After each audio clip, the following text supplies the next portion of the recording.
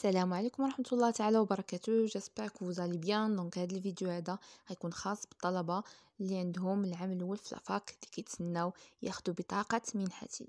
دونك غادي نجاوب على الاسئله اللي كتوصلني بزاف باغ انستغرام ولا باغ فيسبوك على هاد البطاقه هذه. الوغ اول سؤال هو امتى غادي تفتح الموقع اللي غادي ناخذ فيه بطاقه منحتي، بمعنى امتى غادي تحل داك الموقع اللي غيمكنني نعرف اش من نهار واش من تاريخ اللي غادي ناخذ فيه هاد البطاقه هذه وفين غادي ناخذها. بالنسبه لهذا الموقع غادي تحل ان شاء الله يوم الثلاثاء 14 فبراير وغادي تسد نهار 24 فبراير. دونك ابتداء من نهار 3 غادي تحل هذا الموقع باش يمكن الطلبه اللي عاد شافوا سميتهم بانهم ممنوحين يدخلوا ويتسجلوا ويسجلوا المعلومات ديالهم باش يعطيهم لا دات اللي غادي، يعني التاريخ اللي غادي يمشيو وفين باش ياخدوا هاد البطاقه هذه باش يمكن لهم يستافدوا من هذيك المنحه. السؤال الثاني هو واش يمكن لي نختار اي وكاله بريد بنك قريبه ليا، ماشي بالضروري المدينه اللي كنقرا فيها؟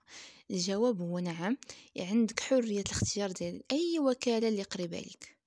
دونك اي وكاله بريد بنك، كنهضر على البريد بنك ماشي سي اش ولا البنك الشعبي. دونك البريد بنك اي بريد بنك قريب لك، يعني كاين حدا البلاصه فين تتقرا او لا حدا داركم او لا، المهم اي بلاصه فيها انت وحدك واحد البريد بنك ممكن انه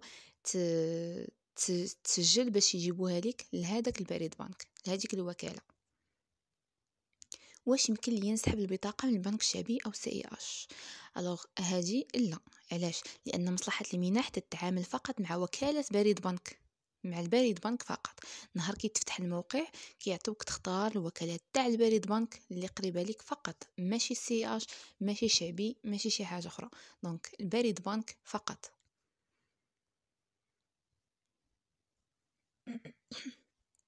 واش عندي الحق نختار اي تاريخ نمشي ناخذ فيه البطاقه؟ الجواب هو انه مصلحه المنح ملي غادي تفتح الموقع غادي تحدد لكم الايام المسموح فيها باش تختار الموعد.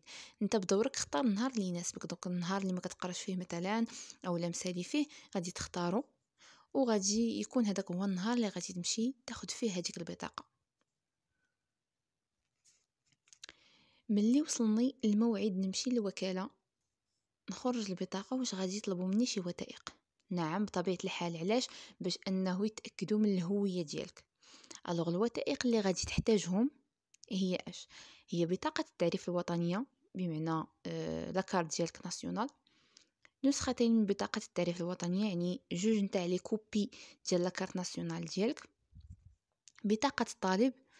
بالنسبه للناس اللي عندهم بطاقه الطالب راه سي بون. بالنسبه للناس اللي ما عندهمش بطاقه الطالب يمكن انهم يستعنوا بوصل التسجيل بالكليه زائد نسخه منهما. يعني الا استعملتي وصل التسجيل بالكليه غادي دير لها فوتوكوبي، وإلا استعملتي بطاقة الطالب حتى هي غدير لها فوتوكوبي. يعني يا إما تخدم بطاقة الطالب يا إما تخدم بداك ديك لاتيستاسيون اللي كيعطوك فاش الله كتسجل بالكلية، حيتاش ماشي كاع الناس ماشي كاع الطلبة عندهم بطاقة الطالب واجدة.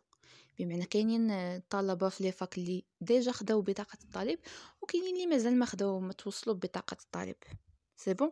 دونك اي وحده استعملتها غندير لها فوتوكوبي، يا اما بطاقه الطالب يا اما وصل التسجيل بالكليه.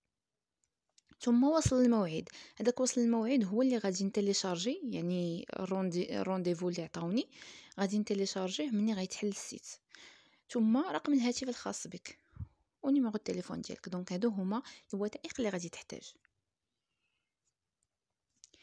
منين غادي نجيبو وصل الموعد؟ دونك كما قلنا من بعد ما كتختار، يعني من بعد ما كتدخل السيت وكتختار الوكاله ديال البريد بنك اللي قريبه عليك وكتحدد الموعد اللي انت باغي تمشي فيه، مباشره ملي كدير تاكيد يعني صافي كتكونفيرمي داكشي كيخرج لك واحد الوصل على شكل بي دي اف. هذاك الوصل غادي تيليشارجيه وغادي تامبريميه، هذاك هو وصل الموعد.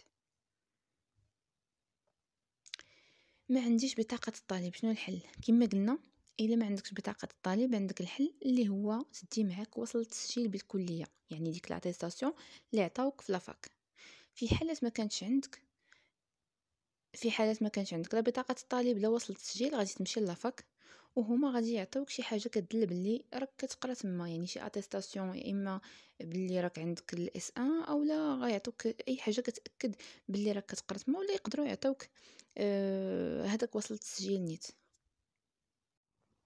الوغ السؤال الموالي هو واش غادي يصرفوا لينا غير شهر واحد ولا جوج اشطر، يعني واش غير منحه وحده ولا جوج منح، لانهم كما كتعرفوا تعطلوا بزاف بزاف هذا العام، تعطلوا في صرف المنح على الطلبه. دونك فاش غادي تاخذوا البطاقه ديال المنحتي غادي يتم صرف المنحتين معا. دونك اللي عنده منحه كامله، دابا نشرحوا كيفاش منحه كامله ونصف منحه. اللي عنده منحه كامله غادي ياخذ 3800 درهم، واللي عنده نصف منحة غادي ياخد 1900 درهم.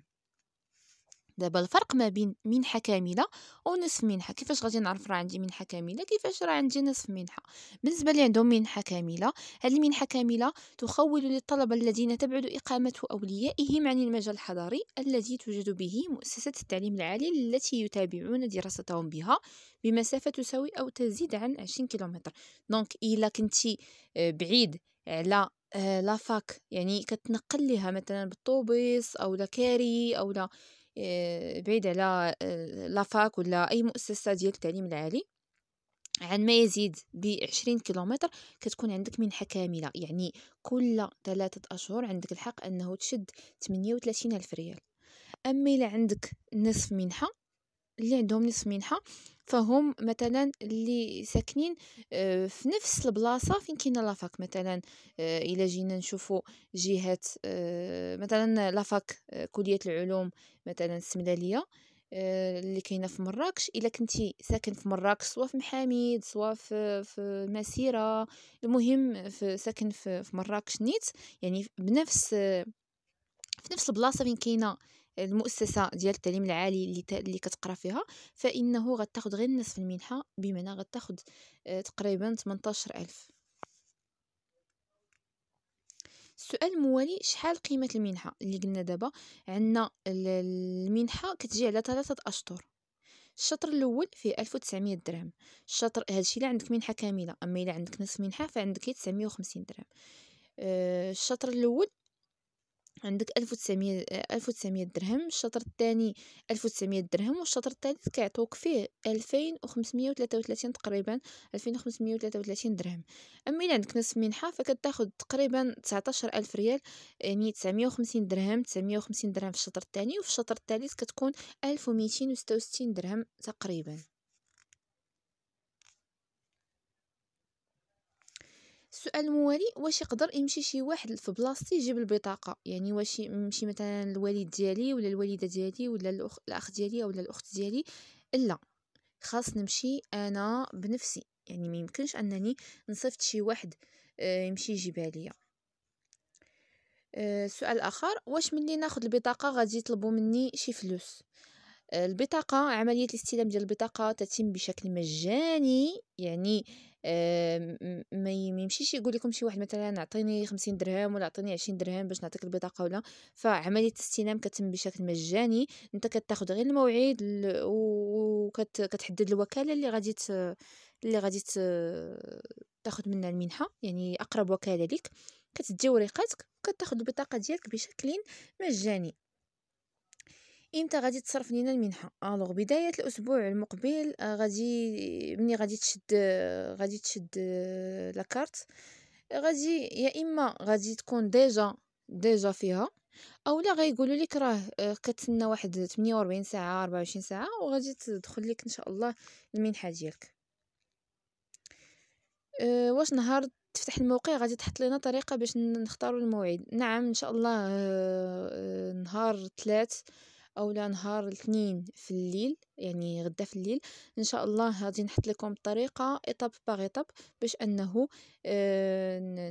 نقربوا المعلومه باسهل ما يمكن.